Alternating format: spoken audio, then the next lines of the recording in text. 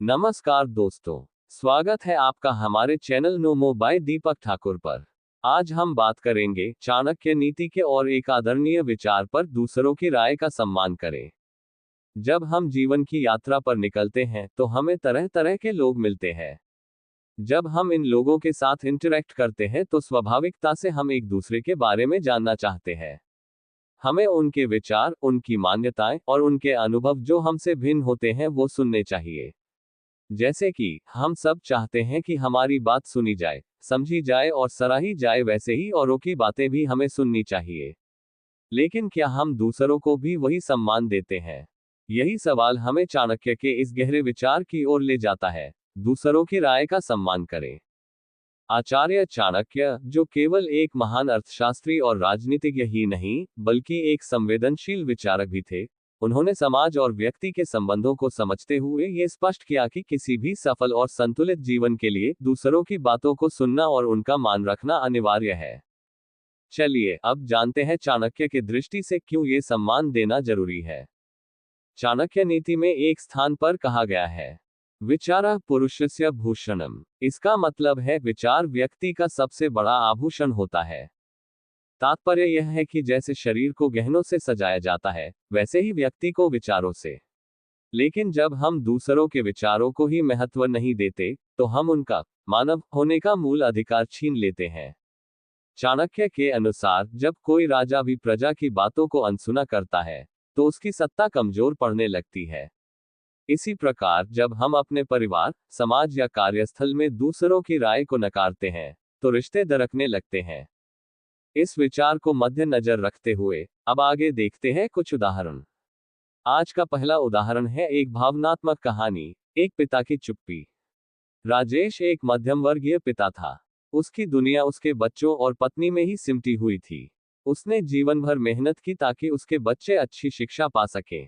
उसका बेटा अमित एक बड़ा इंजीनियर बनकर विदेश चला गया। समय बीतता गया, लेकिन अब राजेश की बातों को घर में कोई गंभीरता से नहीं लेता था। जब वह कुछ कहता तो बेटे को लगता पापा पुराने जमाने की बातें करते हैं। पत्नी कहती अब जमाना बदल गया है। धीरे धीरे राजेश चुप हो गया। वह बातें करता लेकिन सुनी नहीं जाती। उसकी आंखों में एक खालीपन था। उसने कभी किसी की बात नहीं टाली, लेकिन अब उसकी बातों का कोई मोल नहीं था। एक दिन वह चुपचाप अपने पुराने पत्र पढ़ रहा था। उनमें वह समय दर्ज था जब अमित की हर छोटी बड़ी बात पर वह राय देता था और अमित उसे आदरपूर्वक मानता था। इस कहानी से हमें ये सीख मिलती है, जब हम दूसरों की राय का सम्मान नहीं करते, तो हम उनके अस्तित्व को धीरे धीरे मिटा देते हैं। राजेश का दर्द इस बात का प्रतीक है कि सम्मान न देना भी एक तरह की क्रूरता है। ऐसा अक्सर कई जगह देखने मिलता है और इसका अंजाम आगे जाके रिश्ते और संबंधों में तनाव या दुर्या होता है। खैर अब देखते हैं दूसरा उदाहरण, एक टीम लीडर की समझदारी। मोहित एक बहुराष्ट्रीय कंपनी में टीम लीडर था। वह हमेशा निर्णय खुद लेता था और अपनी टीम को केवल फॉलो करने को कहता। शुरुआत में काम चला, लेकिन जल्द ही टीम में असंतोष बढ़ने लगा। एक दिन एक जूनियर कर्मचारी ने साहस करके कहा, सर अगर आप हमारी राय भी लें तो शायद हम और बेहतर कर पाएंगे। मोहित को बात चुभी, लेकिन उसने सोचा। अगले प्रोजेक्ट में उसने सबसे पहले टीम की राय ली। आश्चर्यजनक रूप से जो सुझाव उसे एक नए सदस्य ने दिया, वही प्रोजेक्ट का सबसे प्रभावी समाधान बन गया।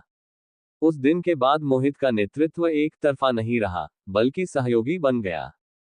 अब उसकी टीम में हर सदस्य खुलकर बोलता था और मोहित उनकी बातों को सम्मानपूर्वक सुनता। परिणामस्वरूप उनकी टीम ने एक के बाद एक कई बड़ी सफलताएं अर्जित की। इससे हमें ये सीख मिलती है, दूसरों की राय में वह दृष्टिकोण छिपा होता है जो हमें नहीं दिखता। एक सच्चा लीडर वह होता है जो केवल आदेश नहीं देता, बल्कि सुनता और सीखता भी है। लेकिन अगर हम आधुनिक जीवन की बात करते हैं तो चाणक्य नीति का ये विचार संपूर्णतः अलग सा लगता है। आज के युग में, जब सोशल मीडिया, त्वरित निर्णय और मैं ही सही हूं का दृष्टिकोण हावी हो रहा है, तब दूसरों की राय को सम्मान देना एक विलुप्त होती आदत बनती जा रही है। परंतु चाणक्य की यह नीति सकारात्मक परिणाम दिखाती है और हमें याद दिलाती है कि राय का आदर करना केवल सामाजिक शिष्टाचार नहीं, मानवीय गरिमा है। हर व्यक्ति का अनुभव अलग होता है और उसकी राय में वह अनुभव झलकता है। जब हम राय को सम्मान देते हैं तो सामने वाला केवल सुना नहीं जाता, बल्कि महसूस किया जाता है। आइए अब समझेंगे हम अपनी व्यक्तिगत जीवन में इस नीति को कैसे अपनाएं। 1. धैर्य से सुने। जब कोई बोल रहा हो तो जवाब देने के लिए नहीं, समझने के लिए सुने। 2. राय का तिरस्कार न करें। अगर किसी की बात हमें व्यर्थ भी लगे तो सीधे उसे बेवकूफी न कहें। ससम्मान कहें, आपका दृष्टिकोण समझा, लेकिन मैं इसे ऐसे देखता हूं। 3. बच्चों की भी सुने। बच्चे भी सोचते हैं, उनकी बातों में मासूम लेकिन सच्चे विचार होते हैं। अगर हम उन्हें सुनेंगे तो वे हम पर भरोसा करेंगे, और हम जब बच्चों की सुनते हैं तो एक तरीके से हम उन्हें अच्छे संस्कार भी देते हैं। निश्चित रूप से आगे चल के बच्चे भी औरों की बातें सुनेंगे और सही तरीके से पेश आएंगे। 4. कार्यस्थल में विविधता को स्वीकारें। हर व्यक्ति की पृष्ठभूमि अलग होती है।